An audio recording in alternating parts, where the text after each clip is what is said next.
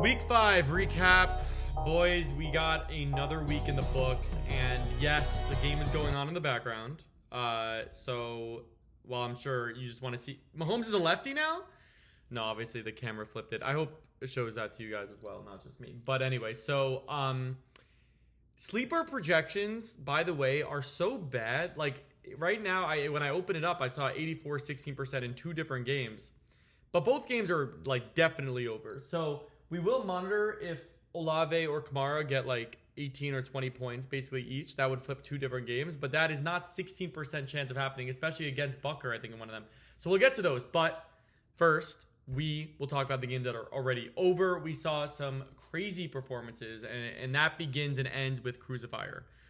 Crucifier goes, I don't know who upset him, and I hope not me, because again, I'm the highest on Crucifier in the room. I had him number 1 overall.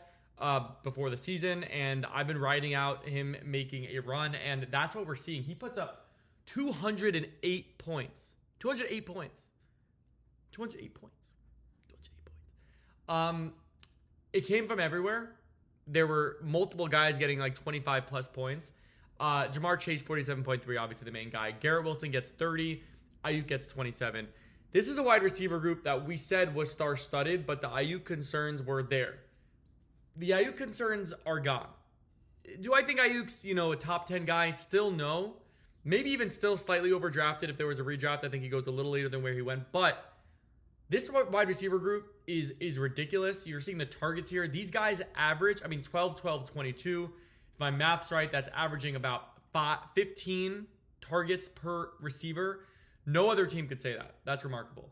Obviously, James Conner, ETN both gave you good performances, but also some reason for concern, especially with the ETN with Bigsby. But the coach Peterson, he did say ETN's still the guy. So you walk away from this, you see Kraft go crazy, you see Hunt establish himself as a main running back, you see Achane get hurt. Does that mean Mostert will get a chance? You see Swift get his main opportunity. And how are we not talking about Crucifier as a potential league winner? I am. Where have you guys been? El Professor on the flip side of that goes to 2-3. Not a horrible week. Joe Burrow, though, was really the only guy that made you say, whoa, 50 points. Achane gets hurt. Mason has a rare off game, although I think he has a huge bounce back next week. CD, a rare off game. Marvin Harrison, a not that rare off game. Seems like a boomer bust guy in year 1. And the rest of the guys weren't guys we expected too much out of anyway. So he benches Mahomes for Burrow, and he looks like a genius. But everything else looking a little bit concerning. Is Mahomes a trade piece? Do we wait for Laporta to come back after the bye and say that's going to help the team a bit? Do we boost Brian Thomas into the starting lineup? A lot of questions for El Professor here. It's definitely not doomsday, but it's an opportunity to take a step back and say, what am I trying to get out of my team right now? What am I trying to get out of my team right now? So that is that. Okay, the next matchup, Untouchables. First win of the season, and man, we were happy to see it. Obviously, I'm not the biggest fan, but I said this is not an 0-4 team, and they were not an 0-4 team, and they performed like that this week. Kyler and Kyron, the 2 best guys on this team, perform like that. Mike Evans also performs well. Darnell Mooney is maybe that guy. That offense obviously looked incredible, but Mooney's been on a run. He could keep that going. Zach Moss got hurt. I don't know what that's going to look like, but Chase Brown also could have a huge boost for you. And Younghoe Koo is the GOAT, by the way, my kicker. And yes, I don't know if people care about my team, but I want to get. I'm 4-1.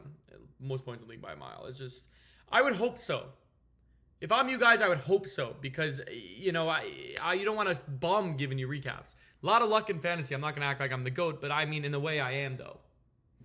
You know what I'm saying? Okay, so on the flip side of that, we went with Jared. A lot of reasons for concern here, because we went with Jared. And by the way, this was a matchup between 2 teams I've ranked very low preseason, and I thought Untouchables was underperforming based on what I'm seeing, and we went is a little bit overperforming, and that's what happened here. Some bad luck, Aaron Jones gets hurt. Some good luck, Stevenson, despite not starting, has a good game. But it's just the ceiling of these guys just not coming through. Obviously, Josh Allen will give you better weeks. Kelsey is playing better now. Brian Robinson's looking like he could be legit. He got 2 touchdowns, but I actually didn't know 7 carries for 18 yards. Just found that out this second. But man, you look at this team and it's just hard to say it's going to be a championship winner. There's going to be weeks where you play well. Maybe Devontae goes to a team and he ends up being much better than he is now.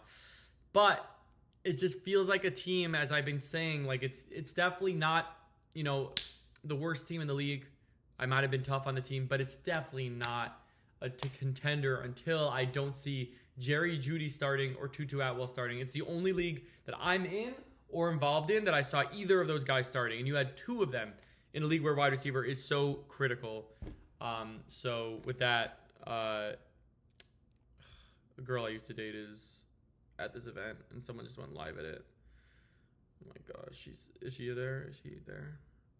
It's just like, dude, girls. The thing with girls are, you just, is she there? No, she's not there. You just, like, you love them until you hate them. And they'll break your heart. No, I'm kidding. I'm doing totally well. I broke it off. I am funny in that no one's asking for any of this information. I'm funny that I break it off, but then I get mad at them. Not every situation, but I need to be mad at someone, I think, to move on. So even if it's my decision, I need to find a way to hate them. Does anyone relate with that? Caesar, do you relate with that? Anyway, obviously I don't get too many girls because I'm here every Monday ready to do the recap. Right. I'm just fully available. Okay. I feel like that was a welcome aside. Get a little glimpse into my personality. Anyway, yeah, no, I get no bitches. What was I saying? Okay, I think we just did that whole matchup. Next up, El Grenas takes the L. The L. Goes to 3-2 of my former rival. Both Pain Train and El Grenas now at 3-2. And as I've spoken about, both teams that I'm pretty high on. I think both teams are good. Pain Train obviously impressed me a lot with, Derrick Henry, obviously a great value. He might be RB1. Jaden Daniels, incredible value. Rico Dowdle, incredible value. He got some bad luck with Tyreek. T. Higgins was banged up. He's back now, performing well. Obviously, with Tua's injury, that's what I meant with Tyreek. But this guy's managing himself out of every situation. And I just have to say, it's one. Anthony Richardson's hurt. Malik Neighbors hurt. Zamir White hurt. This guy, he has Juju on the bench who's having a good game, who I'm not a big Juju guy, but there's Hardman. You got to be impressed with Pain Train's management. When Tua comes back, it's a legit team. Until Tua comes back, I still think it's a mid team. But when Tua comes back and Tyreek is him, this is a very good team. And another option to trade, if Anthony Richardson starts playing better, another QB deep team that might be able to make a move. El Grenas obviously falls here. What can you say? Bucky was a risky start. I don't think it's his time yet. Nico got banged up. Obviously very frustrating because he was playing well. Bijan underperforms yet again. Super frustrating. Wandale was a great start. Chase Sermon was a great start. Good that you got him to handcuff your own Jonathan Taylor. But with JT coming back, Gibbs coming back, Kupp coming back soon, you have to think for El Grenas, it's not even close to panic time. It's still a team that you expect to make a lot of noise, and that's what I'm expecting from El Grenas this year. Two more matchups, and these are the two games that technically aren't over. And we just saw a shift from 86% to win to 85% for Electric. So we're going to do that one last. Both games 85-15. Their sleeper has some weird projections. Okay, well, no. He still needs 20 points from Olave. What are we doing, sleeper? What are we doing? I'm just going to say this game's over. Dust in the Wind. I got to say kudos to Dust in the Wind because obviously there were some moves that I had some doubts about. But, I mean, McLaurin 18.5, Hubbard 16.5. It's not a team that you look and you're like, whoa. But Baker getting you 30, Kittle another good game, Reed another good game. It's hanging in there, and it's a better manager than I thought. There's some good decisions here. I still obviously don't think this team is a contender. I think for a 3-2 team, I would say lower percent chance of winning the title than most teams that I think I've ever spoken about that are 3-2. Not to say it's not a good team, but again, you just look at this team and who are you getting super, super excited about? Like, it's just the star power in the trades. The reason I had an issue is the ceiling is just lower. So you got to give kudos. Good win. But the ceiling is just way too low to be able to make a run into the playoffs and win multiple games in a row. It's just not something I see happening. Banditos falls to 2-3. Banditos, very frustrating to go to sub 500. I feel the pain, especially from a team that I'm expecting more out of. Lamar obviously has a huge game, but Olave just disappeared as Mahomes is insane. And he can't take that hit. Olave's insane, but man, again, it's another one of those teams that you look at the ceiling and you're like, yeah, the QB has a crazy ceiling, But like even, and maybe Amon-Ra does, but like Monty has a ceiling because it's a split backfield and he's not the explosive one. He's very good, by the way. Incredible value pick. But, you know, obviously Josh Jacobs, while the volume's there, he doesn't look as explosive as you'd want out of a ceiling. Najee Harris, obviously ceiling. Sutton, ceiling. Diggs with that wide receiver group ceiling. Kmet with wide receiver group ceiling. Everyone has a ceiling, it feels like. So it's a good team. And it has more star power than Dust in the Wind. But again, there's some teams that just... Again, we spoke about that guy with 3 wide receivers that could all get 40 points any game. This just isn't one of those teams, and that's why I'm a little bit more concerned with Banditos. But if Olave could figure it out, I will say this team has potential. But it's just, I'm so biased watching this game right now and seeing 2 targets right now for Olave. It just... as I'm speaking through it, I've changed my mind 3 different times. I was going to... But no, I just don't think this team could... It could definitely be a playoff team. I just can't. There's just so many good teams in this league. It's just hard to see a team like this winning it all. But who knows? Okay, the last game is Electric. Electric is up by 19 against Kamara with Bucker. So it would take an absolute miracle. Again, this one's going to be done. And Electric goes to 3-2. Cesario, another loss, goes to 3-2. So my questions coming to the season were about this wide receiver group. And they're still there. Keenan, 5 points. Amari, 9 points, but Drake London has his breakout game, 35.4 points. He's about to get more points with Bucker right here, 38-yarder. It's going to be in, but not perfect. It's going to be slightly right. Directly down the middle. It actually was a drop right. Directly down the middle, though. Okay, so yeah, for Electric. And then the running back group I love, but Breece Hall is really showing some areas of concern as well. So, I don't know. You know, I think Jalen Hurts coming back, you're going to start him. Mixon obviously gives you running back depth when he comes back. I think McConkey could be sneaky, but it's a team that I'm higher on than all the teams I was speaking about. I think it's one of the better 3-2 teams. But the same questions I had, wide receiver, is going to remain my question for the time being.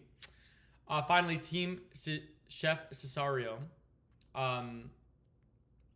You know, it's weird because 140... and you'll end up with more than 140. He's like a pretty solid week. So I don't want to be low on this team. I think Zay was the most promising piece. I think Debo, we had to expect with Ayuk's breakout, is going to have off weeks. That's frustrating. But with that being said, like, I don't know. You have a pretty deep team. So, I don't know. I think even though you lost, you know, Saquon Amari coming back, like A.J. Brown coming back, I don't know. I think there's a really, really good team. I'm not going to get off that bandwagon. I think it's one of the best teams in the league. In fact, I would put it as a top 2 team. I might even put it as my favorite team still. This and the Crucifier are my top 2 right now. But there's a bit of a tier gap. Maybe mid-season I'll do a updated power rankings. But yeah, I mean, I think this team really could win it all. I really think this team could win it all. I think it's a better team than Electric. But Electric getting a massive win. And I think both these teams are better than the teams I just spoke about prior to that. Ultimately, I'll get back on this if there's any change in score. I don't think there will be. Well, Jets Monday night, they better win that game, man. They better beat the Bills. But yeah, another good week. I would love like a last-second crazy win when I do one of these where it's like, oh, Worthy needs 2 points, let's watch. But right now, there's been pretty it hasn't been the most exciting games necessarily, but I like the trades from a couple weeks ago. I hope there's more. And yeah, we'll just keep an eye on this. But for now, over and out. I'll talk to you next time.